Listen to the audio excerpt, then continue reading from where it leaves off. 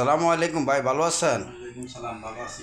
ভাই আজকে সংসদ হয়েছে, সংসদ অধিবেশন হয়েছে, আপনার তেন কীরকম অনুভূতি লাগলো?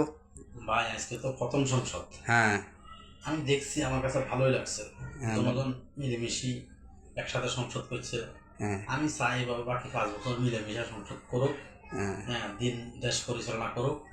হ্যাঁ, বিশেষ করে এই দেশ থেকে যে সন্ত্রাসী, আপনার যে সিন্ডিকেট, এই ধরনের কালোবাজারি, বিদেশে টাকা পাচার, এইসব জিনিস সরকার যাতে একটু ধ্যান দেয়।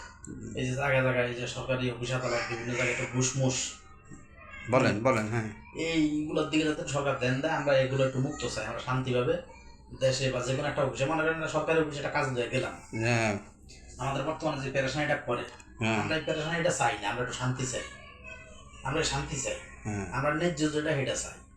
জনগণ মিলেমিশি এই সংসদ চালাক, দেশটা চালাক, দেশের শান্তি মতো চালাক। দেশের সন্ত্রাস, এরপরে চাঁদাবাজি, ওই যে টেন্ডারবাজি, সরকারি জায়গা দখল, হ্যাঁ, সিন্ডিকেট, হ্যাঁ, এগুলো যেন সরকার মিলে দিলে সুন্দর মতো দেশটা চালাক। এগুলো যাতে দেশ থেকে উঠায়। হ্যাঁ, সরকারি অফিস আদালত, রাস্তাঘাটে ওই যে পুলিশের হরানি, মানুষের পকেটে গাঁদা গাঁদা ভরি দেওয়া দিয়ে একজন সাধারণ মানুষের হরানি করা, প্লাস এই দেশের থেকে গাঁজা, মদ, আপনার যেসব নেশাযোগ্য জিনিসগুলো আছে, এই জিনিসগুলোর দিকে যাতে সরকার ভালোভাবে ধ্যান দেয়, এগুলো যাতে বাংলাদেশের কোনো প্রকার আর না ঢুকতে পারে।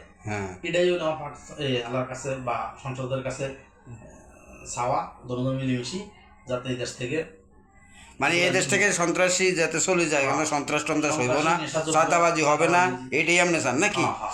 এই ভাই এই চাইতেছে যাকে কোনো সন্ত্রাসী চাঁদাবাজি এই দেশে না হয়। আর এই সংসদ খুব সুন্দর হয়েছে। সংসদের প্রতি আমরা শ্রদ্ধাশীল, শ্রদ্ধা করি, শ্রদ্ধা চোখে দেখি।